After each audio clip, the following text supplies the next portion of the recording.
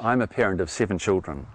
I've got a 9-year-old boy through to a 22-year-old university student who's finishing his engineering degree. Had I had the opportunity to have my children living in a village with me, with our family, with our friends, it would have been so much richer for them. Well, in a traditional school, which is what my experience has been, I've been a principal of 2 secondary schools, one of around about 1,000 students and one of about 500.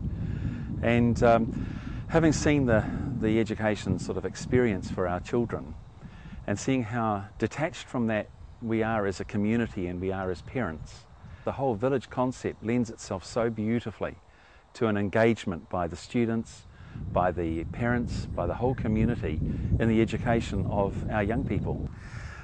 Many of our people in our community these days have to work, both parents have to work, and that necessarily means that parents are somewhat detached from those influences that their children experience during the day. In a normal school environment, often what's going on in the classroom or outside in the yard is happening peer to peer.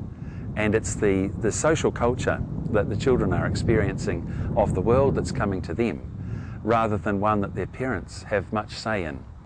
Of the research that has been done on what parents most want for their children, you would expect that it was a quality education and high academic results, etc. But in fact, it comes down to safety. And that is the thing that the village provides, I think, well above any other educational experience. Howard Gardner from Harvard University came up with this wonderful, or discovered really, through his study of brain damaged people, that certain parts of the brain change the way certain people operate.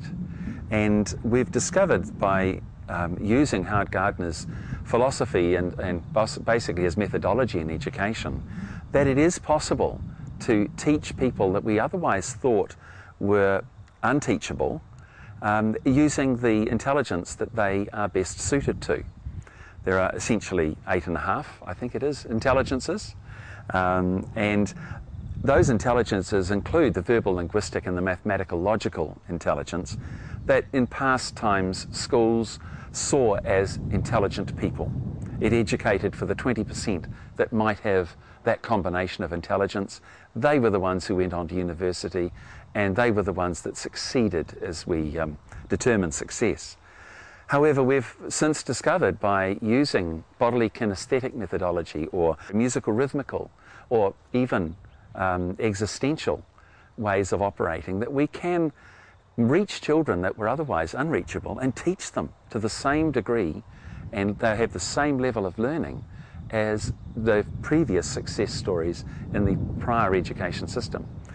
Now, the beauty of the village, I mean, that could happen in any school, but the beauty of the village is that to identify and to explore those intelligences for each individual is right there and then.